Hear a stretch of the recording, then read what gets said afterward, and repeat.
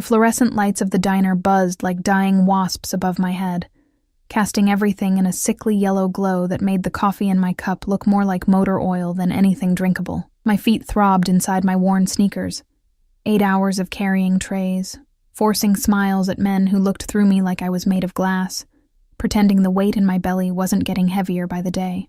I pressed my palm against the small swell hidden beneath my oversized sweater, feeling the flutter that had become my only companion in this god-forsaken city. 3 months. 3 months since I'd run, since I'd disappeared into the maze of Brooklyn's forgotten neighborhoods, changing my name, dyeing my hair from honey blonde to this mousy brown that made me look perpetually exhausted. Maybe I was. Sophia, table 7 needs a refill. Marcus, my manager, didn't even look up from his crossword puzzle. He never used my real name, Emma, because he didn't know it. Nobody here did. Sophia Martinez was the ghost I'd become, the shadow of the girl who once believed in love, the girl who'd been stupid enough to fall for a monster in an expensive suit. I grabbed the coffee pot, the heat seeping through the cheap plastic handle, and made my way through the maze of cracked vinyl booths. The dinner rush had died down to just the regulars, lonely souls nursing burnt coffee and day-old pie, searching for something that existed only in the bottom of their cups. The bell above the door chimed. I didn't look up. I never looked up anymore. Looking up meant seeing faces, meant the possibility of recognition, meant the slim chance that one of his men might walk through that door and drag me back to the gilded prison I'd escaped. But something shifted in the air. It was subtle at first, the way conversations seemed to pause mid-sentence, the way the cook's radio suddenly sounded too loud, the way my skin prickled with awareness I'd spent 3 months trying to suppress. I knew that feeling. I'd lived with it for 6 months, that electric charge that announced his presence before he even spoke. The scent hit me next. Tom Ford Noir. Leather and spice and money. So out of place in this dive that it might as well have been a neon sign. My hands trembled, coffee sloshing over the rim of Mrs. Patterson's cup. Sorry, I muttered, grabbing a napkin, keeping my eyes down, always down. No harm done, sweetie. Her voice was kind, but distant. Everyone's attention had shifted to the door. I could feel him watching me. Every instinct screamed at me to run, to drop the coffee pot, sprint through the kitchen, disappear into the night. But running would draw attention. Running would confirm what I couldn't let him know. So I cleaned Mrs. Patterson's spill with steady hands that belonged to someone else, someone braver than me, and turned toward the counter. He sat in the corner booth, my breath caught in my throat like a trapped bird. Dante Moretti hadn't changed. 3 months might as well have been 3 seconds. His black suit was tailored to perfection, the kind of expensive that whispered rather than shouted, stretched across shoulders that could carry the weight of empires. Dark hair swept back from a face that belonged in Renaissance paintings. All sharp angles and dangerous beauty. A fallen angel who'd learned to love the fall. But it was his eyes that destroyed me, gray like storm clouds, like gunmetal, like the sky before everything goes to hell. They tracked my every movement with the patience of a predator who knows his prey has nowhere left to run. 2 men flanked him, his shadows, always his shadows. Marco with the scar across his jaw, and Luca, who smiled too much for someone who killed without hesitation. My manager approached their table, his usual gruffness replaced by something that looked like fear. Smart man. I turned away, focusing on wiping down the counter with mechanical precision. Maybe he hadn't recognized me. Maybe the hair dye and the weight loss and the exhaustion carved into my face had been enough. Maybe the brunette waitress. His voice cut through the diner's ambient noise like a blade through silk. Deep, accented with the old country his family had left 2 generations ago, but never truly abandoned. Send her over. My heart stopped. Marcus's eyes found mine across the room, confusion written plainly on his face. He didn't know. Couldn't know. To him, I was just Sophia, the quiet girl who never caused trouble, who took extra shifts, who disappeared into the background like smoke. I couldn't refuse. Refusing would raise questions, so I grabbed my notepad, pressed my free hand against my belly one more time, a silent promise to the life growing there, and walked toward the booth where my past sat waiting. Each step felt like moving through concrete.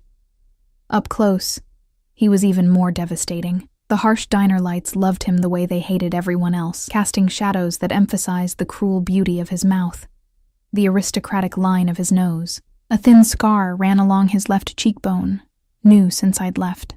I wondered who'd been brave enough, or stupid enough to put it there. I wondered if they were still alive. "What can I get you?"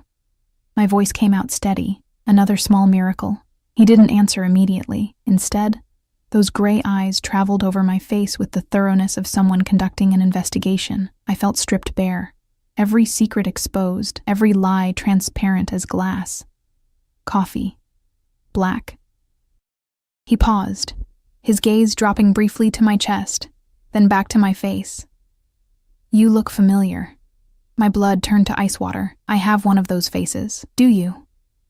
It wasn't a question. His fingers drummed once against the table. A gesture I recognized, one he made when he was thinking, calculating. "How long have you worked here?" "Few months." I kept my answers short, my eyes on my notepad. "Anything else?" "Your name?" The question hung in the air between us like a loaded gun. The lie tasted like ash. "Sophia. Sophia." He repeated it slowly, as if testing the weight of it, searching for the crack in my armor.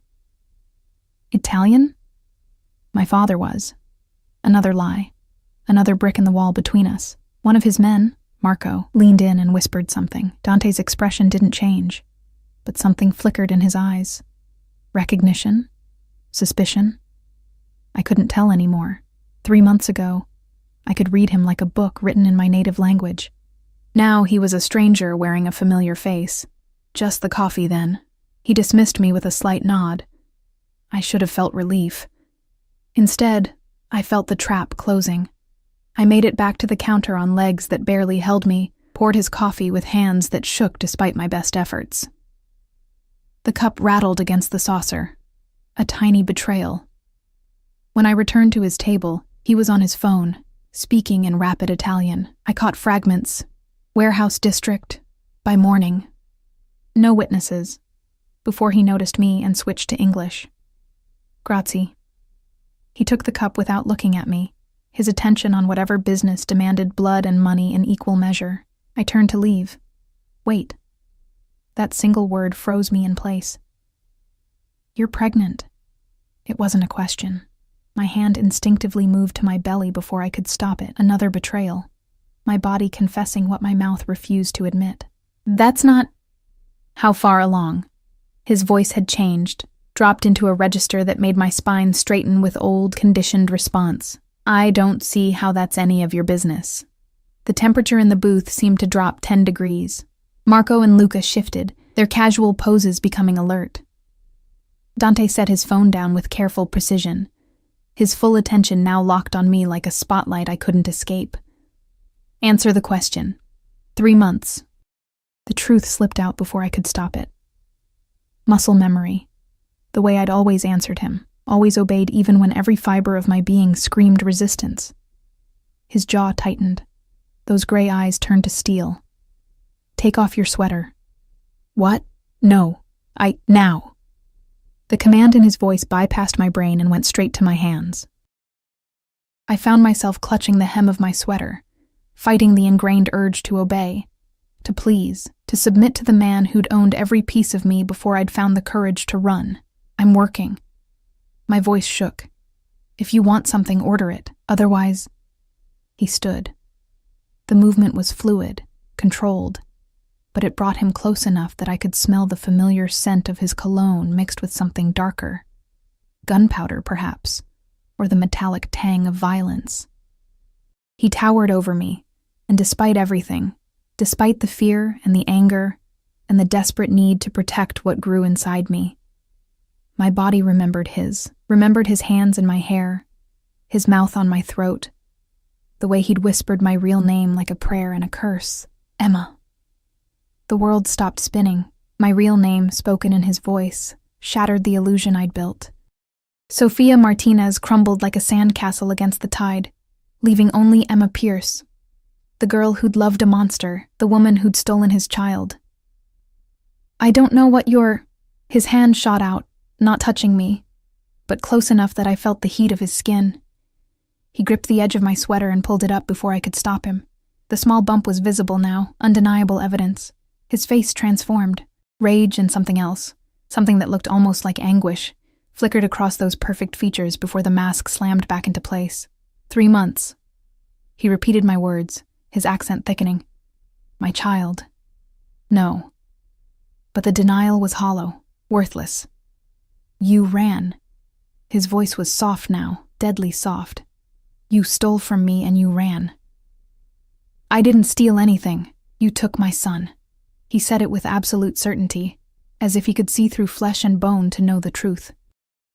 You took what belongs to me and you hid like a thief in the night. I'm not a thief, and this baby is mine. He finished, his hand moving to my stomach before I could step back. The touch was electric, his palm spread across the swell, possessive and gentle in equal measure. And I hated my body for responding, for remembering, for wanting despite everything. Get your hand off me. You're coming home. I'm not going anywhere with you. His smile was terrible. Yes, you are, Tesoro. You and our baby. You think you can run from me?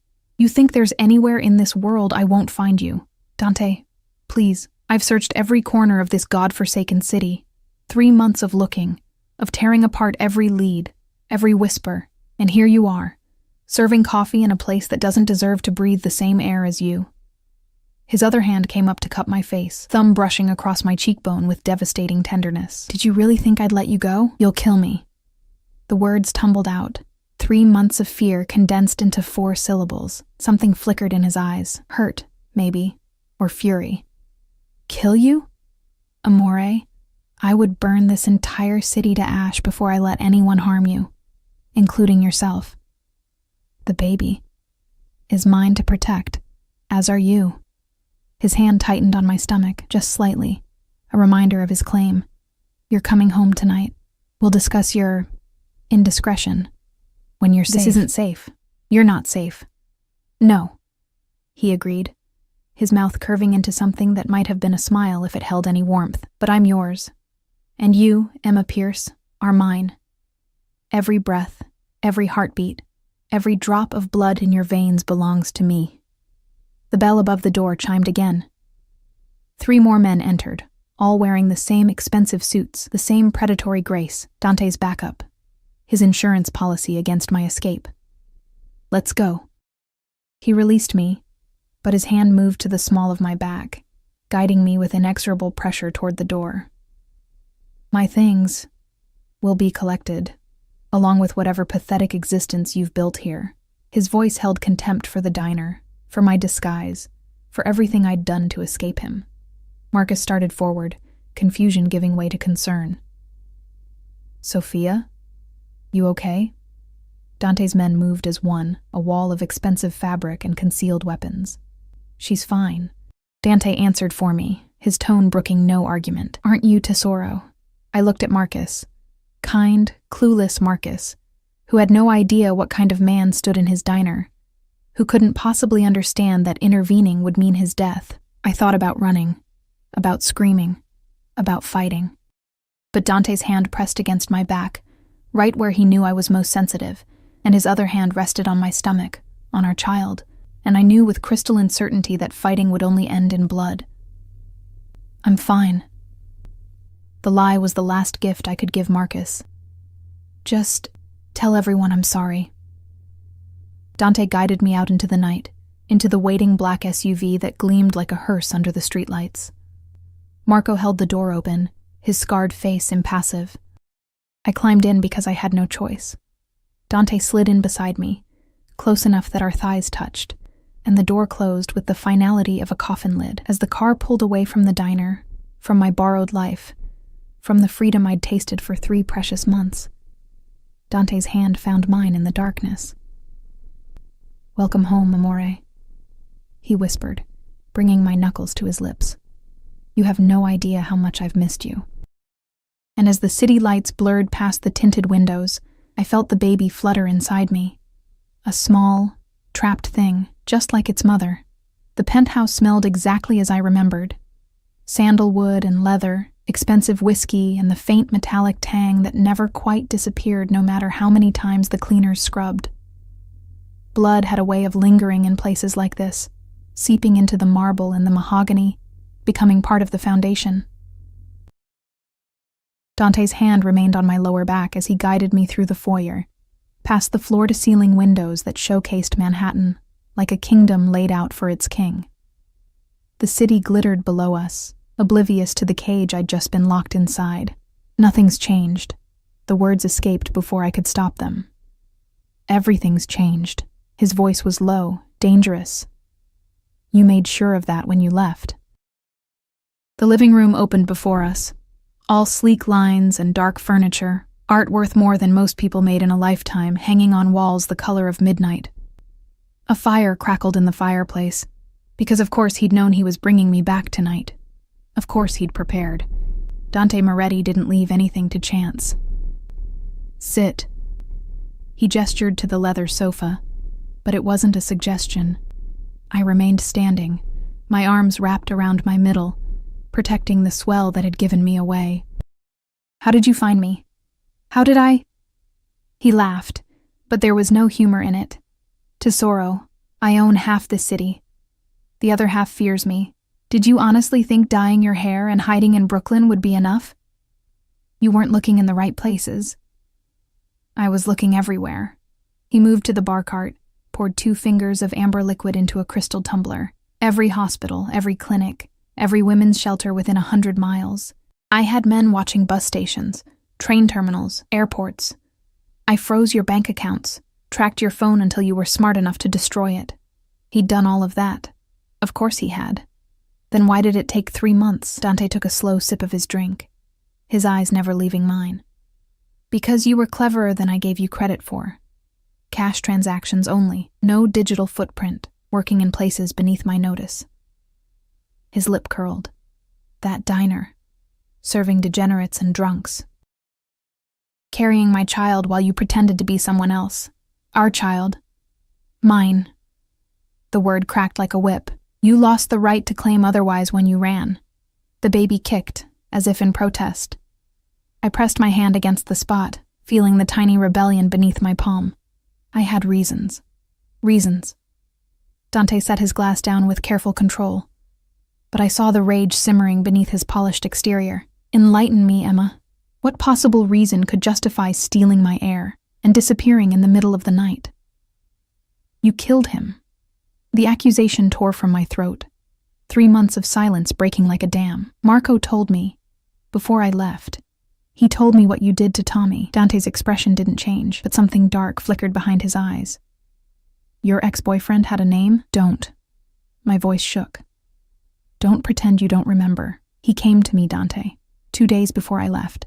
He was terrified, said he needed money to run because he'd stolen from you. He said you were going to kill him. He was right to be terrified. Dante's voice was ice. He stole $50,000 from one of my shipments. Did he mention that part when he was crying to you? He said it was a mistake. A mistake. Dante moved toward me with predatory grace. Each step measured, controlled. He skimmed from my operation for 6 months before I caught him. 6 months of thinking he was smarter than me, that I wouldn't notice money disappearing from my own warehouses. I backed up until my legs hit the sofa. You didn't have to kill him. Yes, I did. He loomed over me now, close enough that I could see the new scar on his face more clearly. A thin white line that somehow made him more dangerous, more beautiful. In my world, theft is betrayal. Betrayal is death. He knew the rules. He was 23 years old. He was a thief who made the mistake of running to my woman for help. Dante's hand shot out, gripping my chin, forcing me to meet his gaze. Did you give him money, Emma? The question hung between us like a blade. Answer me. $500. The confession felt like swallowing glass. It was all I had in cash. I told him to run, to get as far away as possible. Dante's jaw tightened, a muscle ticking beneath the skin. You helped him. I didn't know the whole story. I couldn't let him die. So instead, you made yourself complicit. His thumb brushed across my lower lip, the gesture almost tender, except for the fury in his eyes. Do you have any idea what my enemies would do if they knew Dante Moretti's woman was helping thieves escape justice? I'm not your woman. His laugh was harsh. You're carrying my child. You wear the marks I put on your skin. You smell like me even now, 3 months later, because your body remembers who it belongs to. His other hand moved to my throat, not squeezing, just resting there like a promise. You are mine, Emma. You've always been mine. You're insane. About you? Yes. He released me suddenly, stepping back, and the absence of his touch felt like a loss I refused to acknowledge. Take off your sweater. We did this already. Now. The command in his voice bypassed every rational thought. My hands moved to the hem, trembling, hating myself for the obedience coded into my muscles. I pulled the oversized sweater over my head, standing before him in my worn tank top and the cheap maternity jeans I'd bought at a thrift store. Dante's eyes traveled over my body with an intensity that made my skin burn. The tank top clung to the small bump, undeniable proof of what we'd created together. Dio mio, he breathed, moving forward again.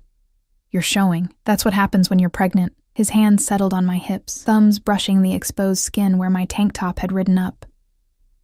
You should have been here, in our home, with doctors, with everything you needed. I had everything I needed, in a roach-infested apartment in Brooklyn. His voice dripped contempt. Working yourself to exhaustion in that hellhole? Eating God knows what because you couldn't afford proper nutrition? How do you know where I lived? I know everything, Tesoro. The moment I found you tonight, I had your apartment searched. 1 room, a mattress on the floor, ramen noodles and crackers in the cupboard. His grip tightened.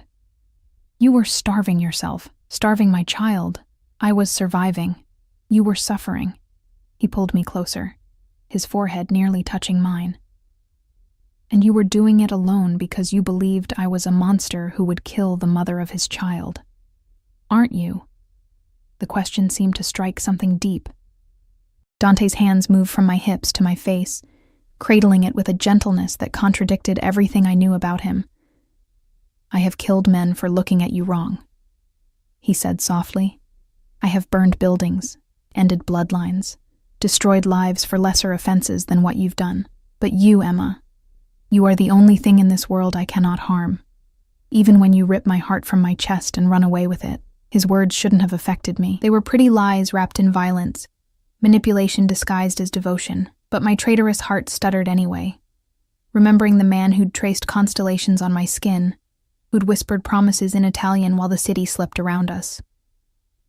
The baby kicked. I don't know why I told him, maybe because his hands were warm against my face, or because I was so tired of carrying this alone. His expression transformed when, just now, in the car too, Dante dropped to his knees before I could process what was happening. His hands spread across my stomach, fingers splaying wide as if he could feel every flutter, every tiny movement. Here? He pressed gently, a little lower. He adjusted, his ear nearly against my belly, and the sight of this dangerous man kneeling before me, worshipping the life we'd created, cracked something in my chest. Piccolo, he murmured, his voice thick with emotion I'd never heard from him before. Your papa is here now. I'll never let anyone hurt you, or your mama, even when she's stubborn and foolish. I can hear you. Good. He looked up at me, still on his knees, still touching me like I was something precious instead of a prisoner. You need to understand something, Emma. I'm not the villain in this story. I'm the man who would tear the world apart to keep you safe. You're the man who kills people. Yes. No denial, no justification. I am. But never you. Never our child. He stood slowly, his hands never leaving my body. What happened to Tommy was justice. What happens to you is mercy. Mercy looks a lot like captivity. Call it what you want. He guided me to the sofa, sat me down with careful hands. You're not leaving again. Not tonight. Not ever. This penthouse is your home. My men will be stationed at every exit. You'll have everything you need. Doctors, clothes, food, whatever the baby requires. And if I refuse, Dante crouched before me, his hands on my knees, then you'll refuse from the safety of this penthouse. I won't chain you, Amore. I won't lock you in.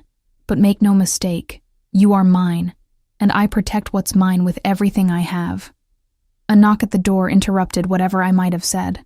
Marco entered, his scarred face impassive. "The apartment has been cleared. Her belongings are being brought up."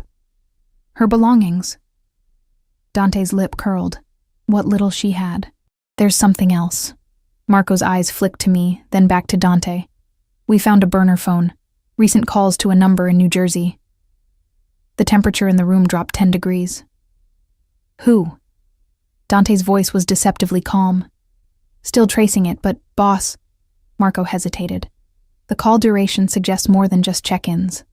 Dante stood slowly, his entire demeanor shifting from tender to lethal. "Emma, who have you been calling?" My mouth went dry. "No one." "Don't lie to me." Each word was clipped, precise. "Not after everything. Who have you been calling?" "My sister." The truth tumbled out. "Just my sister, to let her know I was alive." "Your sister who lives in Ohio. She was visiting family in New Jersey.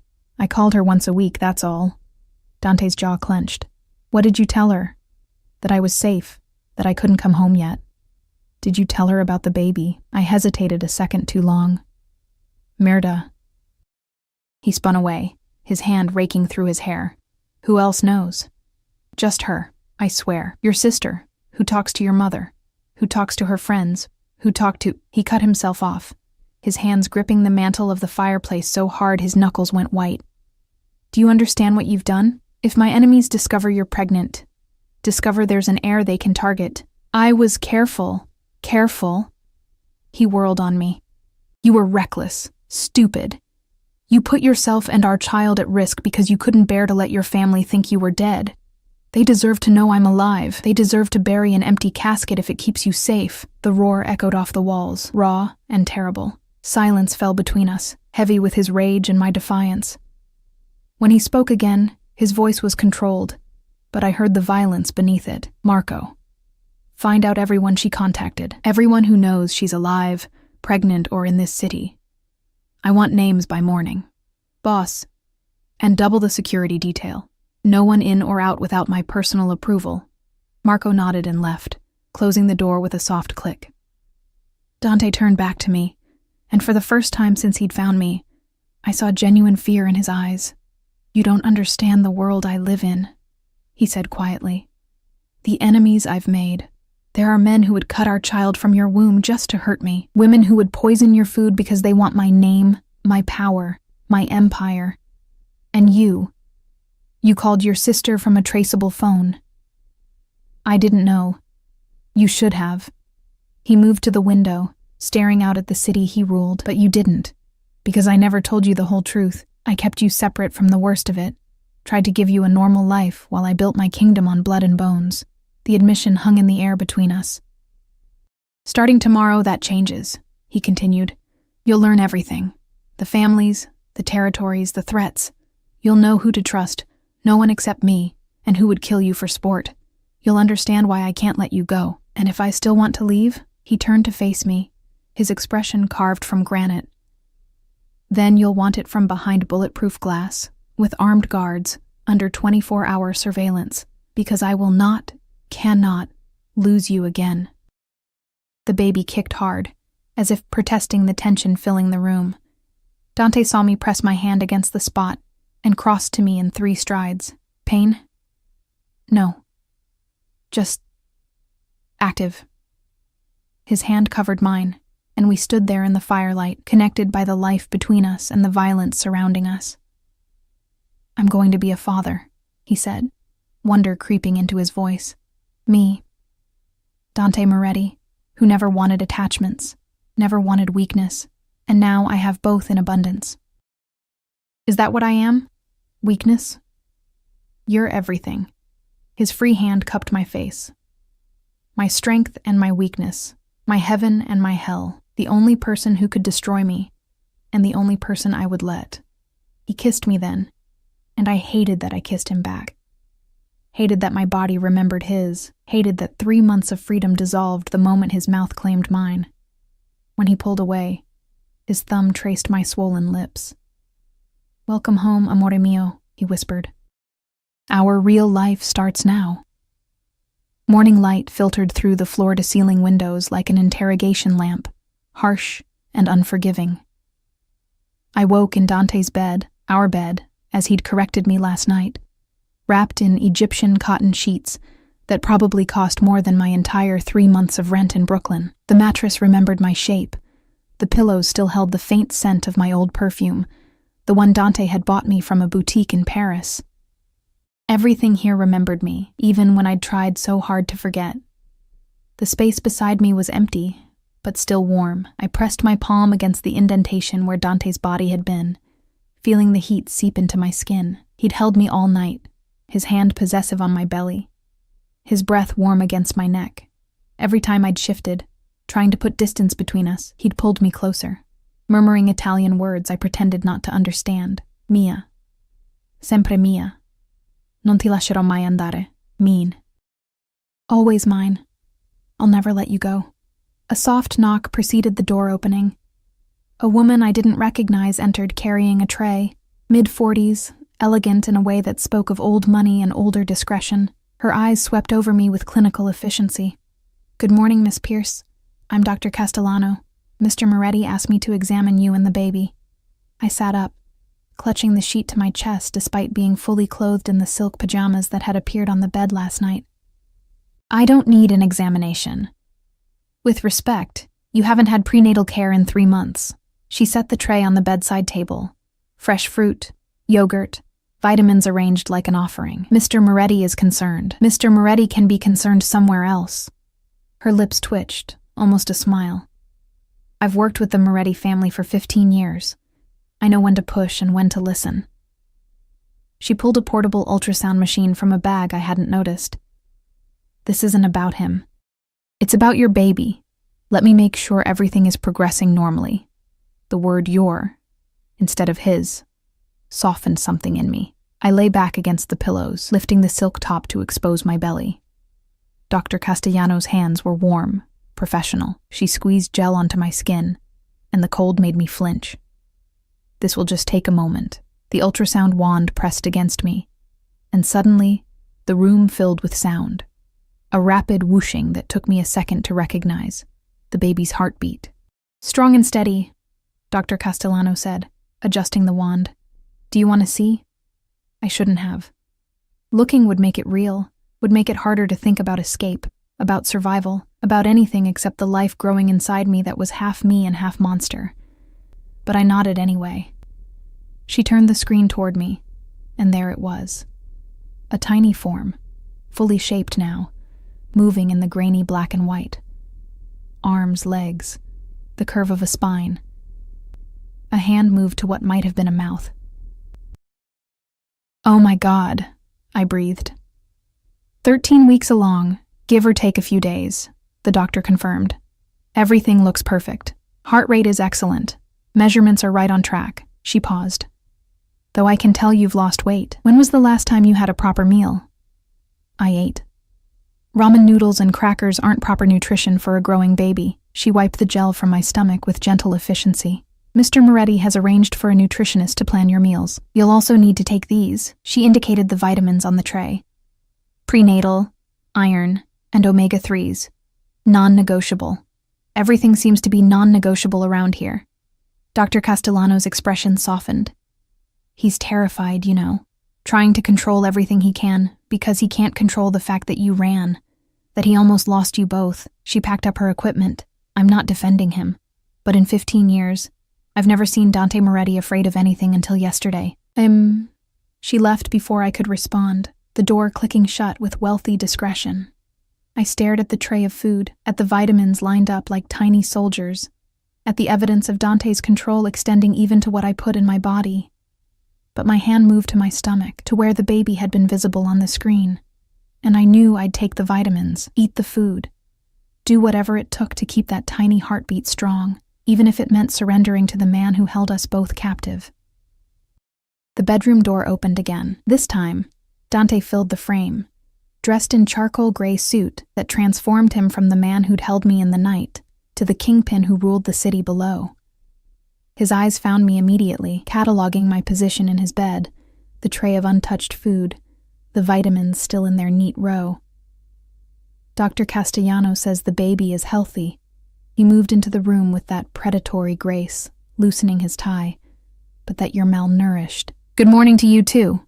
Eat, Emma. He gestured to the tray. Or I'll feed you myself. That's not necessary. He sat on the edge of the bed, picked up the bowl of yogurt and fruit, and held a spoonful to my lips. Open. Dante? I said open. The command in his voice made my jaw unlock automatically. The yogurt was perfect. Greek, honey-sweetened with fresh berries that burst flavor across my tongue. I chewed, swallowed, and glared at him. There. Happy, ecstatic. He fed me another spoonful. You'll eat 3 meals a day plus snacks. Dr. Castellano will monitor your weight gain. If you refuse, I'll have nutrients delivered intravenously. That's insane. That's fatherhood. Another spoonful. I'm responsible for the life inside you. I take that responsibility seriously. I wanted to argue, to fight, to refuse the care being forced on me. But the baby kicked, a gentle flutter, and I found myself opening my mouth for the next bite. We fell into a rhythm. He fed me, I ate, and the morning sun painted us both in shades of gold that made the scene almost domestic, almost normal. Almost like we were a real couple preparing for a real baby instead of a captor and his prisoner bound by biology and obsession. I have meetings today, Dante said, setting the empty bowl aside. Marco will stay with you. Luca will be stationed outside the penthouse. There are 12 men on rotation throughout the building. That seems excessive. That seems necessary. His hand moved to my belly, possessive and gentle. After what you told me last night, about your sister knowing, I can't take chances. She won't tell anyone. She doesn't need to. One slip, one conversation overheard in the wrong place, and my enemies will know I have an heir on the way. His jaw tightened. The Calabrese family has been looking for weakness ever since I took over their territory in Queens. The Russians are still angry about the docks. And don't get me started on the Vitale family. They've wanted my blood since I refused to marry their daughter. Refused to... What? Dante's expression hardened. Arranged marriages are still common in our world. Alliances built on bloodlines and territory. Isabella Vitale was supposed to be my bride 3 years ago. What happened? I met you. Simple words that carried the weight of empires. I met you in that art gallery, wearing that blue dress, looking at paintings like they held the secrets of the universe, and I knew I'd never marry anyone else. The memory hit me like a physical blow. That gallery opening, the champagne, the way a stranger in an expensive suit had stood beside me and asked what I saw in a Jackson Pollock. I'd said chaos and beauty in equal measure. He'd said he saw himself. 3 months later, I'd moved into this penthouse. 6 months after that, I discovered I was pregnant and that the man I loved had killed my ex-boyfriend for stealing from him.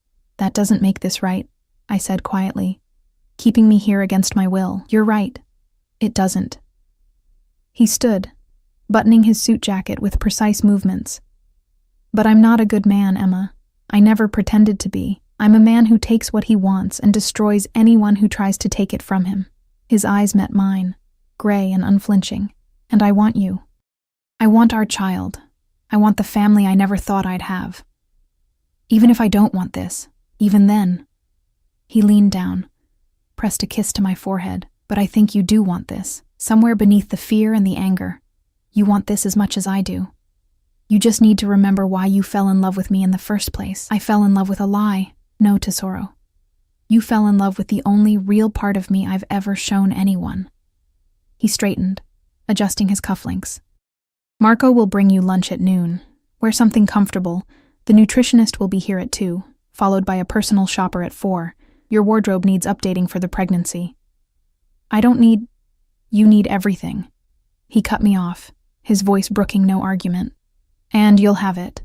Clothes, furniture for the nursery, whatever your heart desires. The only thing you won't have is freedom. Not until I'm certain you're safe. He left before I could respond, the door closing with expensive finality. I sat in his bed, our bed, surrounded by luxury that felt like prison bars made of silk and gold, and tried not to think about how easily I'd opened my mouth for him, how naturally I'd let him feed me, touch me, claim me. The baby kicked again, stronger this time. "We're in trouble," I whispered to the small life inside me. So much trouble. The afternoon unfolded exactly as Dante had dictated. Marco appeared at noon with lunch: grilled salmon, roasted vegetables, quinoa, all arranged like art on bone china. He stood by the window while I ate, his scarred face impassive, but I caught him watching me with something that might have been sympathy. "How long have you worked for him?" I asked, more to break the silence than out of genuine curiosity. 12 years. Marco's voice was surprisingly gentle for a man who looked like he'd been carved from violence. "Since we were kids, really. He saved my life. I owe him everything. Even helping him keep me prisoner?" "You're not a prisoner, Miss Pierce. You're protected." Semantics. Marco's lips twitched. "Mr. Moretti has enemies who would gut you just to watch him suffer. Keeping you here isn't cruelty. It's survival. And if I want to leave anyway," his expression hardened, "then I'd stop you. Not because I want to, but because I won't watch another person he loves die on my watch." The words hung heavy between us. Another person he loves. Who did he lose? Marco's jaw tightened. "That's not my story to tell." He gestured to my half-eaten lunch. "Finish your food. The nutritionist will want to see what you've been eating." I picked at the salmon, my appetite gone. The nutritionist arrived precisely at 2, a stern woman named Maria, who catalogued my diet with increasing horror and prescribed a meal plan that would have fed a small army. Then came the personal shopper, arms loaded with garment bags and shoe boxes, transforming the bedroom into a boutique. "Mr. Moretti specified comfort and elegance," she said, "hanging dresses I'd never wear, arranging shoes I'd never walk in. Everything is adjustable for the pregnancy. He wants you to feel beautiful. He wants me to feel owned." She paused, a cashmere sweater in her hands, and met my eyes. "In my experience, Miss Pierce, men like Dante Moretti don't go to this much trouble for possessions. They go to this much trouble for obsessions." She smiled. "And obsession, in the right hands, can look a lot like love." After she left, I stood in front of the mirror, wearing one of the new dresses, soft dove gray, empire waist, probably worth more than I used to make in a month. The woman staring back at me looked like someone I used to know, someone who belonged in this world of wealth and danger, someone who was falling back under Dante Moretti's spell. The penthouse door opened. I heard voices. Dante's low rumble, another man's nervous tenor. Footsteps approached the bedroom. Dante appeared in the doorway, his tie loosened, his expression carved from stone. "We have a problem." My heart stopped. "What kind of problem?"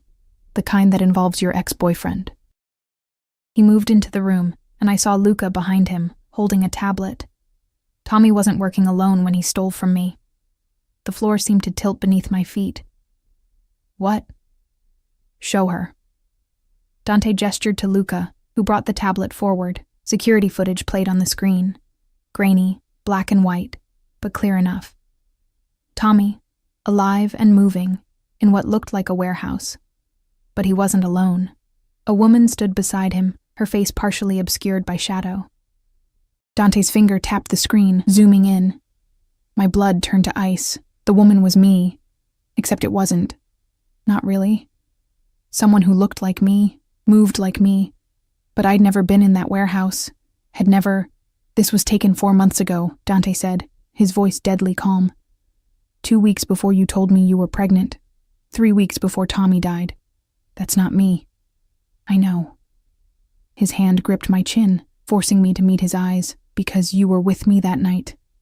I remember. We went to the opera, came home, made love until dawn. His thumb brushed my cheekbone, but someone wanted me to think it was you. Someone set you up. The implications crashed over me like a wave. Who? That's what I'm going to find out. He released me, his expression shifting from tender to lethal. But first, I need to know. Did Tommy ever mention anyone? A partner? A friend? Someone who might have wanted to frame you? I tried to think past the panic. He mentioned a girl once. Said she was helping him with a business opportunity. I thought he meant drugs or something stupid. I didn't... What did she look like? I never met her. He just said, I closed my eyes, trying to remember. He said she looked like an angel but fought like the devil, that she was going to change everything. Dante and Luca exchanged glances. Isabella. Luca said quietly. Isabella Vitale? My voice cracked. The woman you were supposed to marry? Dante's expression was answer enough. She's been trying to destroy you from the inside, Luca continued.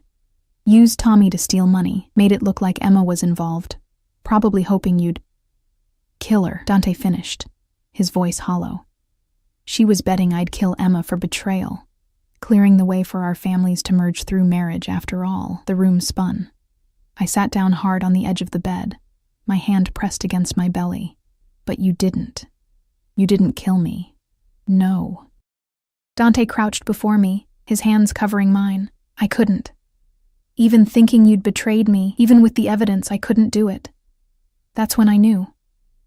Knew what? That I'd rather rule nothing with you than everything without you, his forehead pressed against mine.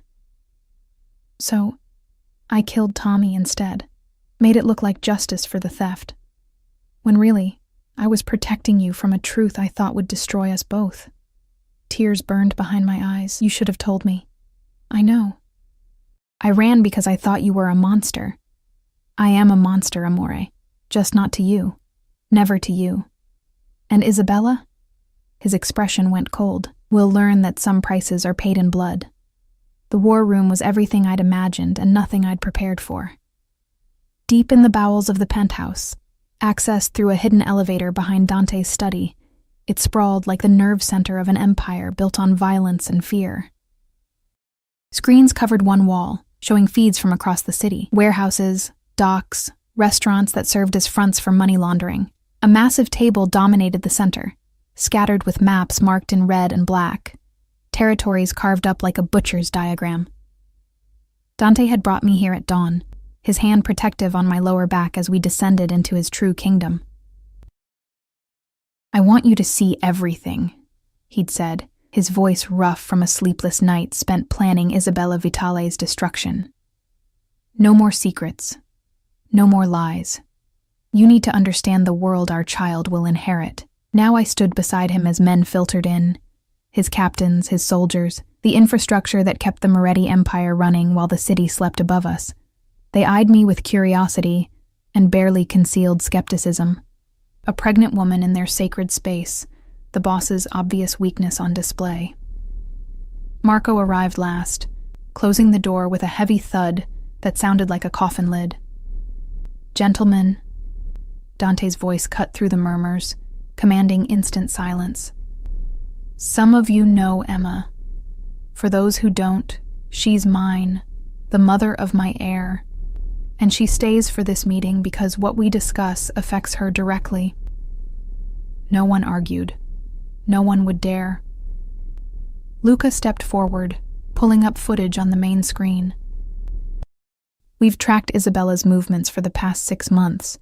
She's been building her own network, skimming from her father's operations to fund it. The warehouse where she met with Tommy Martinez is one of 12 properties she controls through shell companies. 12. Dante's voice was ice, right under Salvatore Vitale's nose. Her father doesn't know, Marco confirmed. Or he's pretending not to. Either way, Isabella's been playing a long game. Tommy Martinez was just one piece. We've identified 4 other men she recruited. All small time, all desperate enough to steal from you. The screen shifted, showing faces I didn't recognize. Young men, hungry looking, the kind who saw crime as their only ladder out of poverty. Where are they now? Dante asked. 2 are dead. 1 disappeared 3 weeks ago. We're still looking. The last one? Luca paused. Turned up at St. Vincent's Hospital yesterday with his throat cut. He lived long enough to talk. And? He confirmed Isabella orchestrated the entire operation, used a lookalike to frame Emma, planned to present the evidence to you after Tommy was dead, make it look like Emma was the mastermind. Luca's expression hardened. She wanted you to kill Emma yourself. Figured grief and rage would make you sloppy, easy to manipulate into the marriage your families arranged. My stomach churned. I pressed my hand against the small swell of my belly, feeling the baby shift inside me. This woman, this stranger who looked like an angel, had tried to have me murdered by the man I loved. She underestimated you, I said quietly. Dante's hand found mine, fingers lacing together. She underestimated us. He turned back to his men. I want every property she owns burned to the ground, every account frozen, every man who worked for her brought to me alive. And Isabella? Marco asked. Untouched. For now. Dante's smile was terrible. I want her to watch everything she built turn to ash. Then I'll deal with her personally. Her father will retaliate, one of the captains warned. Salvatore Vitale won't let you destroy his daughter without consequences. Then he should have raised her better. Dante's voice was final. Meeting adjourned. I want updates every 6 hours. The men filed out, leaving us alone in the room full of screens and secrets. I stared at the maps, at the territories marked in Dante's color, and tried to reconcile the man who'd fed me yogurt this morning with the one who'd just ordered an empire's worth of destruction. Say it. Dante's voice came from behind me. Whatever you're thinking. I'm thinking that this is your world. Violence and revenge and blood. I turned to face him, and I'm thinking our baby will grow up in it. Yes. No apology, no justification. But our baby will grow up protected, loved, with everything I never had. What didn't you have? He was quiet for a long moment, his eyes distant. My father was weak. Let other families push him around, take what was ours, disrespect our name.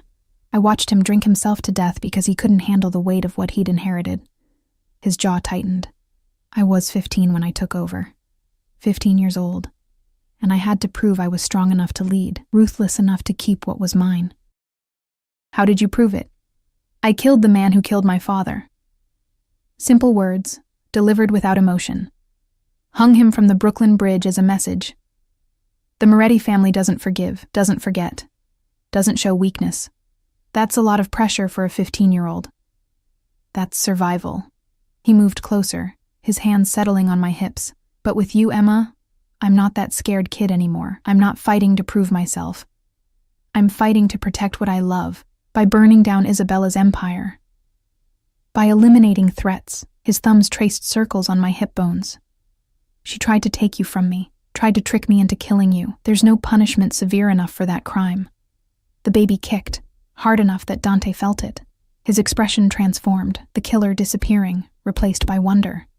Fort, he murmured, strong, like their mother, or stubborn, like their father. He smiled. A real smile, the kind I'd fallen in love with in that art gallery. We're going to be terrible parents. Probably. I found myself smiling back. But at least the baby will never doubt we'd burn the world down for them. Never. He pulled me closer, his forehead resting against mine. I need you to trust me, Emma. I need you to believe that everything I do to keep you safe. Even holding me prisoner? Especially that. His lips brushed mine, soft and devastating, because losing you would destroy me. And a destroyed Dante Moretti is dangerous for everyone. The kiss deepened, and I let it. Let myself remember why I'd loved him despite the violence, despite the danger. His hands were gentle on my body, reverent, worshipping the changes pregnancy had brought. When we finally broke apart, we were both breathing hard. Come upstairs, he said against my mouth. Let me show you the nursery. You built a nursery? I had it built 3 months ago. The day you left, I knew I'd find you. Knew I'd bring you home. He took my hand, leading me toward the elevator. I've been preparing for our child since the moment you disappeared. The nursery took my breath away. Soft sage green walls, hand-painted with a forest scene that looked like something from a fairy tale. A crib made of dark wood, clearly custom, with linens so soft they felt like clouds. A rocking chair by the window, positioned to catch the morning light. Shelves already lined with books, toys, stuffed animals that probably cost more than my entire childhood, but it was the mural that destroyed me. Painted above the crib, a mother and father stood in a clearing, holding a small child between them. The father was dark-haired, strong-featured. The mother had honey-blonde hair and delicate features. The child was just a shadow, waiting to be filled in with reality. You painted me, I whispered, before you found me. How did you know I'd come back? Because you're mine. Dante stood behind me, his arms circling my waist, his hands splayed across my belly. Because this child is ours. Because some things are inevitable, amore. Like gravity, like breathing, like us. I turned in his arms, looking up at this man who'd terrorized a city to find me, who'd built a nursery for a child he'd never seen, who killed without hesitation but touched me like I was made of porcelain. I'm still angry with you. I know. I still don't trust you completely. I'll earn it back. His hand cupped my face, however long it takes, and if Isabella comes for us, she won't get the chance. His voice dropped, cold and final. Tonight her world ends. Tomorrow ours begins. Night fell over Manhattan like a velvet curtain, and I watched from the penthouse windows as Dante's empire went to work. My phone, a new one, untraceable, that Dante had given me, buzzed with updates from Luca, warehouse on Pier 47, secured. Brooklyn location, cleared. Assets frozen. Each message was another piece of Isabella's kingdom crumbling. I should have felt guilty, watching a woman's life's work dissolve. Instead, I felt safe, protected. Because this woman had wanted me dead, had manipulated events to put a target on my back, and Dante was erasing her like she'd never existed. You should rest. Marco appeared with a tray, herbal tea, crackers, fruit. The evening snack Dr. Castellano had prescribed. It's going to be a long night. Where's Dante? Handling the final location personally. Marco set the tray down, his expression carefully neutral. He wanted to be there when they brought Isabella in. My blood chilled. Brought her in where? Here, to the penthouse. Marco's eyes met mine. He wants you to see what happens to people who threaten his family. I don't want to see that. With respect, Miss Pierce, you need to. He gestured to the windows, to the city sprawling below. This is the world you're part of now.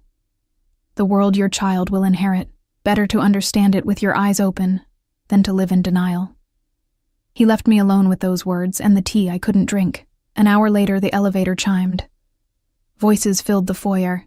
Dante's calm authority, Luca's efficiency, and a woman's voice, sharp with fury and fear. You can't do this. My father. Your father disowned you an hour ago. Dante's voice carried no emotion.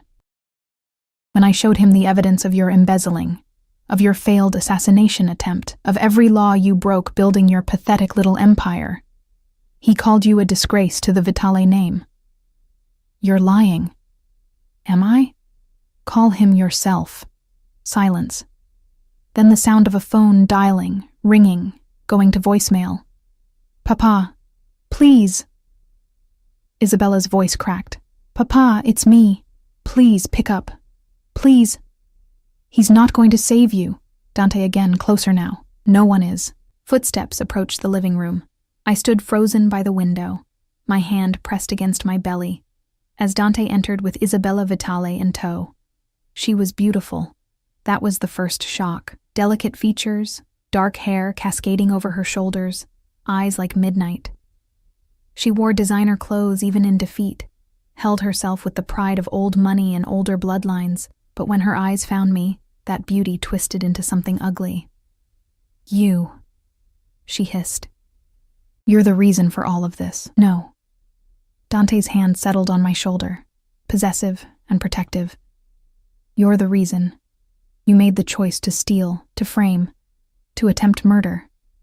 Emma is simply the consequence of your failure. Isabella's gaze dropped to my belly, and I saw the moment she understood. You're pregnant.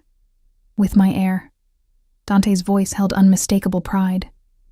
The child you tried to prevent by having their mother killed. I would have given you heirs. Isabella's composure cracked. Strong sons from two powerful families. Children who would have united our empires. Instead, you chose her. A nobody. An outsider who doesn't understand our world. She understands love. Dante pulled me closer. Something you've never comprehended. Isabella laughed, bitter and sharp. Love? You think love matters in our world? Power matters. Blood matters. Legacy matters. That baby she's carrying will make you weak, Dante. Your enemies will use it against you. Let them try. His voice dropped to a whisper, and they'll learn what happens when someone threatens my family. He gestured to Marco, who stepped forward with a tablet. Show her. The screen displayed financial records, properties, accounts. Everything Isabella had built, now systematically destroyed. Each asset seized, each connection severed, each ally turned away. "You have nothing," Dante said simply. "No money, no properties, no family. You're a ghost in a world you tried to rule. You can't. My father will." "Your father signed the papers himself." Marco showed her the documents. "He's disowned you, Isabella. You're no longer a Vitale. You're nothing." I watched her face crumble, watched the realization of total defeat sink in. Part of me felt pity, a small part. The rest remembered that this woman had wanted me dead, had manipulated events to make the man I loved into my executioner. "What happens now?" Isabella's voice was barely a whisper. "Now?" Dante considered. "You leave New York, tonight. Luca will escort you to the airport. You have a one-way ticket to Rome and enough money for 6 months. After that, you're on your own. You're letting me live?" Shock colored her features. "I'm letting you exist." Dante's correction was deliberate, because killing you would start a war I don't need. "But make no mistake, if you ever set foot in this city again, if you ever come near my family, if you even speak Emma's name, I won't be merciful twice." Isabella's eyes found mine one last time. "He'll get tired of you," she said, venom in every word. "Men like Dante Moretti don't stay faithful, don't stay satisfied. Give him a year, maybe 2, and he'll be looking for something new, something better. That's the difference between you and me." I kept my voice steady, channeling strength I wasn't sure I possessed. "You see him as a prize to be won. I see him as a man to be loved. And love doesn't expire when things get difficult." Dante's hand tightened on my shoulder. "Get her out of here," he told Luca. "I don't want to see her face again." They escorted Isabella to the elevator, her designer heels clicking against marble like a countdown.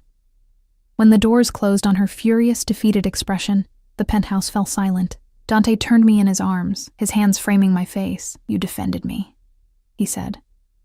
Wonder in his voice. "You defended me first."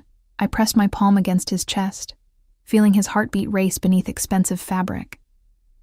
3 months ago, when you couldn't bring yourself to believe I'd betrayed you, you chose love over evidence, over logic. I chose you. He kissed me softly. "I'll always choose you." The baby kicked between us and we both smiled. "Come to bed, amore," Dante murmured against my mouth. "Let me show you what forever looks like." 6 months later, the first snow of winter fell over Manhattan like a benediction. I stood at the nursery window, my hand resting on the swell of my belly. Massive now, heavy with the life ready to enter the world any day. Behind me, Dante assembled a crib mobile, cursing softly in Italian when the pieces refused to cooperate. The sight of the city's most feared crime lord struggling with baby furniture made me smile despite the Braxton Hicks contractions that had been plaguing me all morning. "You could ask Marco to do that," I said, watching his reflection in the window. "Marco doesn't get to build our son's first mobile." Dante's voice held absolute conviction. "That honor is mine, our son." The ultrasound at 20 weeks had confirmed what Dante had somehow known from the beginning. A boy with his father's strong heartbeat, and his mother's stubborn refusal to cooperate during measurements. Dr. Castellano had laughed when the baby kept turning away from the scanner, hiding his face like he already understood the value of privacy in the Moretti world. We'd named him Alessandro, after Dante's grandfather, the one good man in a family tree full of violence. "How are you feeling?" Dante abandoned the mobile, crossing to me with those careful steps he'd adopted once my center of gravity shifted. His hands settled on my hips, supporting weight I could no longer carry alone. Like I'm smuggling a bowling ball, I leaned back against his chest. "Dr. Castellano says any day now." "Good." His palms spread across my belly, and Alessandro responded immediately, pushing against his father's touch. "I'm ready to meet him, ready to hold him, ready to start our real life." Our real life had already begun, though neither of us had noticed exactly when. Maybe it was the night Isabella left, when Dante had carried me to bed and made love to me like I was something precious he'd almost lost. Maybe it was the morning I'd woken to find him reading pregnancy books, taking notes in the margins with the same intensity he brought to business dealings. Or maybe it was the afternoon I'd attended my first family meeting, 8 months pregnant and unafraid, and watched hardened criminals defer to the woman carrying the Moretti air. The shift had been gradual, like seasons changing. My anger had softened into understanding. His possessiveness had evolved into partnership. We'd learned to navigate the violence of his world and the vulnerability of mine, finding balance in the space between. I'd stopped thinking about escape 3 months ago. Now I thought about home. "Your mother called again," I said, watching the snow accumulate on the windowsill. "She wants to visit after the baby comes." Dante tensed. His relationship with his mother was complicated. She'd remarried after his father's death, moved to Florida, built a life separate from the empire her son controlled. They spoke rarely, and never about the business that had consumed her first husband. "What did you tell her?" "That she's welcome whenever she wants to come." I turned in his arms, meeting those gray eyes that still made my heart stutter. Alessandro should know his grandmother, both of them. My own mother had visited twice, her initial horror at my situation giving way to grudging acceptance when she saw how Dante treated me, like a queen, like the center of his universe, like everything he'd never known he wanted until I'd stumbled into his gallery and changed his world. "You're too forgiving," Dante murmured, his thumb tracing the curve of my jaw. "I'm practical," I corrected. "Our son deserves a family, Dante. Not just soldiers and business associates, real family. People who love him without agenda. He'll have you." Dante's hand moved to my belly again. That's more than I ever had. The raw honesty in his voice still surprised me sometimes. 6 months of living together without the option of running had stripped away the walls between us. We'd fought, God, how we'd fought, about his overprotectiveness, my stubbornness, the future we were building on a foundation of blood and money. But we'd also laughed, made love, planned for a child who would inherit both our strengths and our flaws. "He'll have both of us," I said firmly. "You're going to be an amazing father." "I'm going to be a terrified father," he admitted. "What if I'm too much like my old man? What if I push Alessandro into this life when he deserves better? Then I'll be there to remind you that love is stronger than legacy." I pressed my palm against his chest, feeling his heartbeat race. "And Alessandro will choose his own path, Dante. We'll make sure of it." A contraction hit, stronger than before. I gasped, gripping Dante's arms for support. His expression transformed instantly. "Emma, what's wrong?" "Nothing. Just..." Another contraction. Harder. Lower. "Oh. Oh, what does oh mean?" Panic crept into his voice. "It means..." I looked down at the puddle forming at my feet, at the wetness soaking through my dress. "It means your son has decided today is a good day to be born." For 3 seconds, Dante Moretti, the man who'd stared down rival bosses, who'd orchestrated the fall of empires, who feared nothing and no one, froze completely. Then he exploded into action. "Marco!" His voice thundered through the penthouse. "Get the car! Now! Luca, call Dr. Castellano! Everyone else, move! Dante, calm down. Calm down? You're in labor!" He swept me into his arms like I weighed nothing, cradling me against his chest. "How far apart are the contractions? Did your water just break? Is the baby okay? Are you okay?" "I'm fine. The baby's fine." This is normal.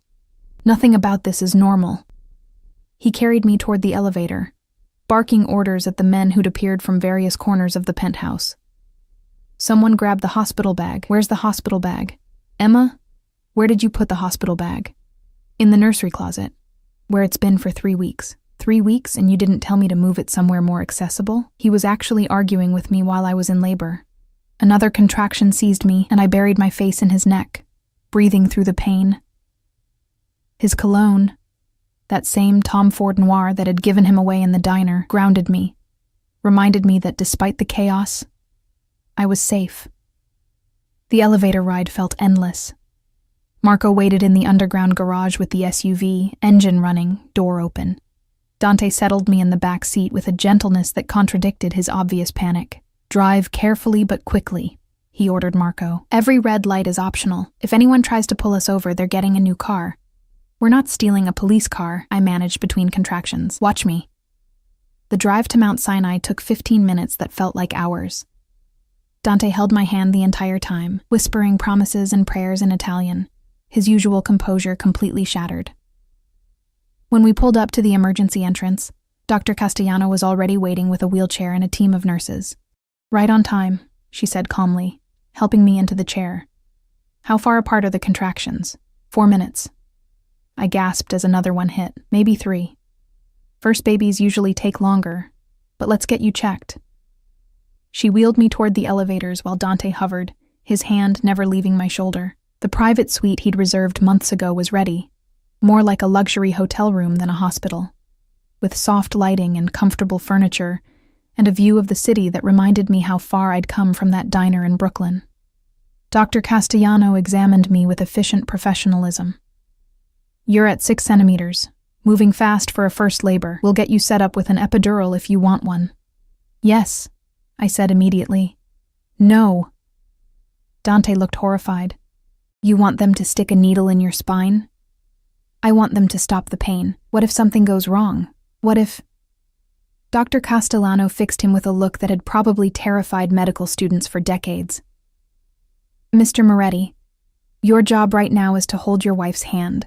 Tell her she's doing great and stay out of my way. Can you handle that?" He opened his mouth to argue, saw my expression, and closed it again. "Yes, doctor."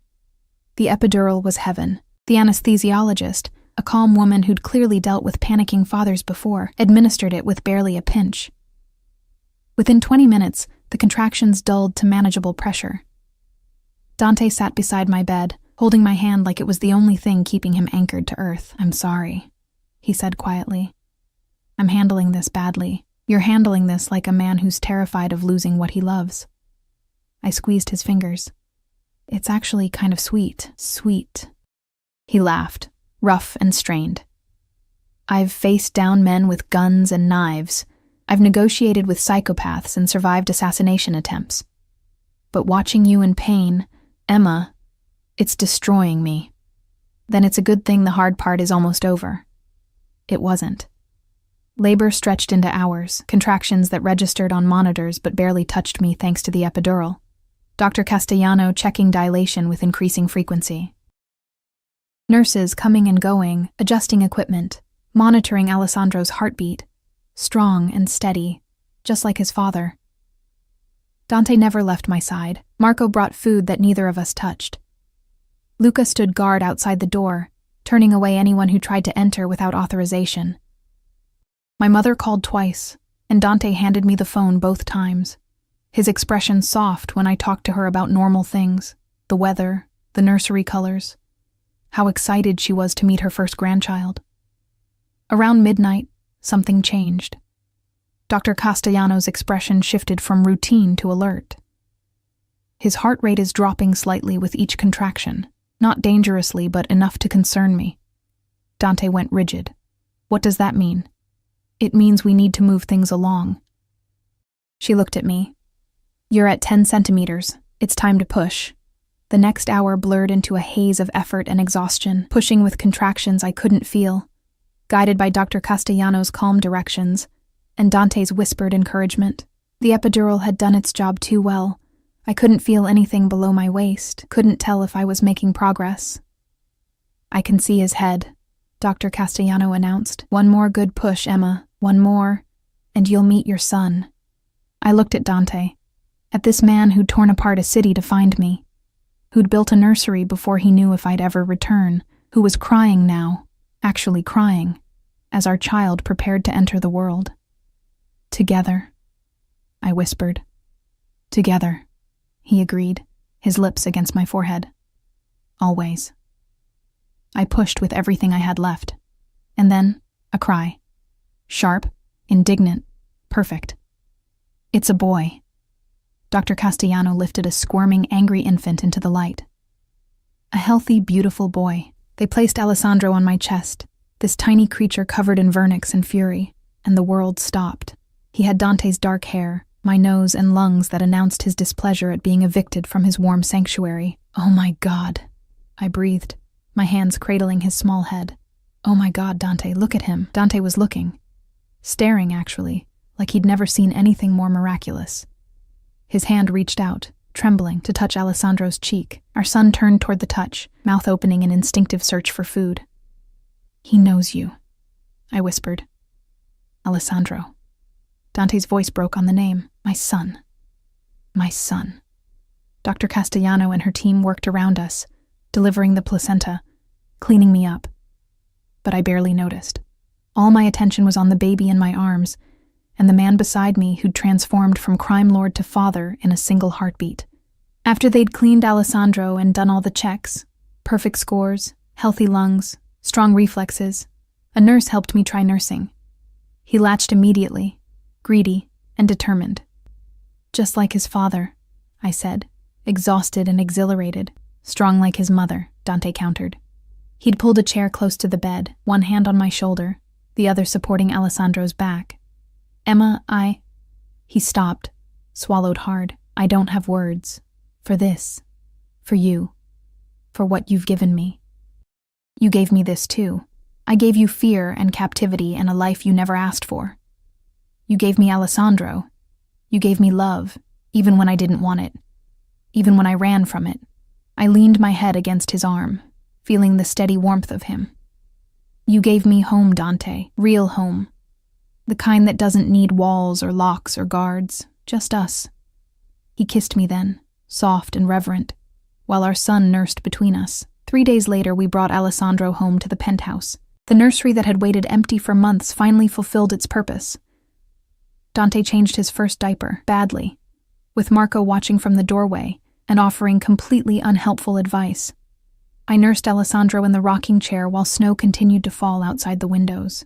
Our son slept in the custom crib, his small chest rising and falling with the rhythm of new life. That first night home, Alessandro woke every 2 hours, crying with the indignation of someone who'd been promised luxury and received hunger instead. Dante brought him to me each time, then sat beside us while I fed our son, his hand gentle on Alessandro's dark hair. "Thank you," he said during the 3 a.m. feeding. "For running, for being caught, for giving me a reason to be better than I was. You were always better than you thought." "No." He met my eyes in the dim nursery light. "I was a monster playing at being human. But you, Emma, you made the playing real. You made me want to be the man you saw when you looked at me in that gallery." "I saw you," I said simply. "The real you. The one who reads poetry and loves art and cries when his son is born. The one who would still burn the world for you." "I know," I smiled. "But now you have 2 people to burn it for." Alessandro finished nursing and promptly spit up on Dante's expensive silk pajamas. Instead of flinching, my dangerous, violent, beautiful man simply laughed and wiped his son's mouth with tender care. "Welcome to fatherhood," I said. "Welcome home," he countered, kissing both of us. "To all of us." Spring came to Manhattan with cherry blossoms and longer days. Alessandro was 3 months old, growing strong and alert, tracking his father's movements with eyes that were turning from newborn blue to Moretti gray. I'd lost most of the pregnancy weight, gained a few scars from motherhood, and discovered a strength I'd never known I possessed. The penthouse had transformed into something new, still luxurious, still protected, but softer now. Baby toys scattered across expensive rugs. A swing in the living room that played lullabies. Bottles sterilizing in the kitchen where Dante's chef prepared both gourmet meals and simple purees for when Alessandro started solids. I stood on the balcony, Alessandro in my arms, watching the city wake up below us. Dante's arms encircled us both from behind, his chin resting on my shoulder. "What are you thinking?" he asked. "That I was wrong." I leaned back against him. "In the diner, when you found me, I thought I was being recaptured, dragged back to a prison. And now? Now I know the difference between being held captive and being held close." I turned my head to kiss him. "You never imprisoned me, Dante. You just loved me so fiercely, I mistook devotion for possession. Maybe it's both." His hand covered mine on Alessandro's back. "Maybe I do possess you, and you possess me, and that's what love is, belonging so completely to someone that freedom looks like loneliness." Alessandro cooed, waving his small fist at the morning sun. Our son is going to grow up thinking this is normal, I said. Penthouse views and bodyguards and a father who controls half the city. Our son is going to grow up knowing he's loved. Dante's correction was firm. Everything else is just details. Marco appeared in the doorway, holding a tablet. Boss, the shipment from Rotterdam arrived. You wanted to know immediately. Dante tensed slightly, business calling even on a peaceful morning. But then he looked at Alessandro, at me, and shook his head. It can wait an hour. His arms tightened around us. Tell them I'm busy.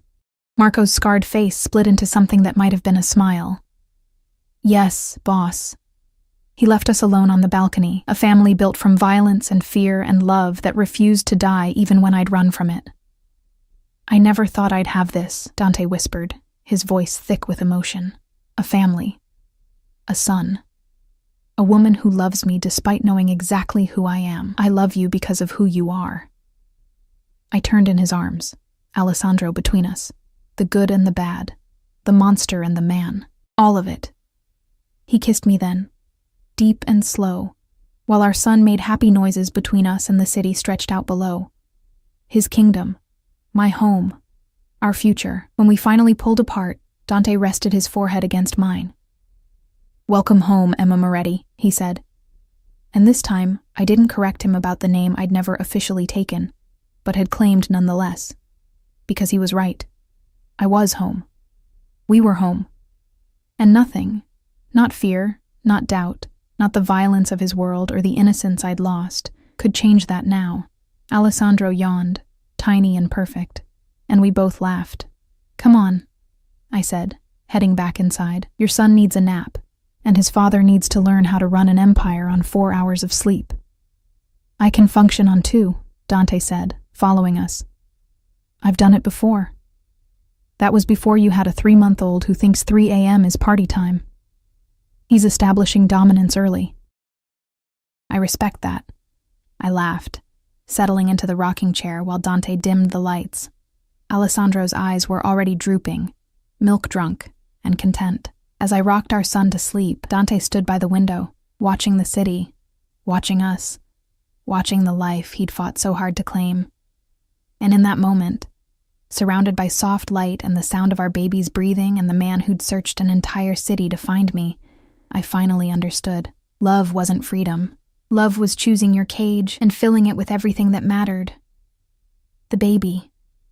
The man. The future we'd build together on foundations of blood and tenderness in equal measure. Alessandro's breathing deepened into sleep. I carried him to his crib, laying him down with practiced care. Dante's hand found mine in the darkness, and together we stood over our son, watching him dream whatever infants dream, his small fists curled against his cheeks. You and the baby are mine, Dante had said that night in the diner, claiming us both. He'd been right. But what he hadn't known, what neither of us had known, was that we'd claimed him right back. And in the claiming, we'd all found home.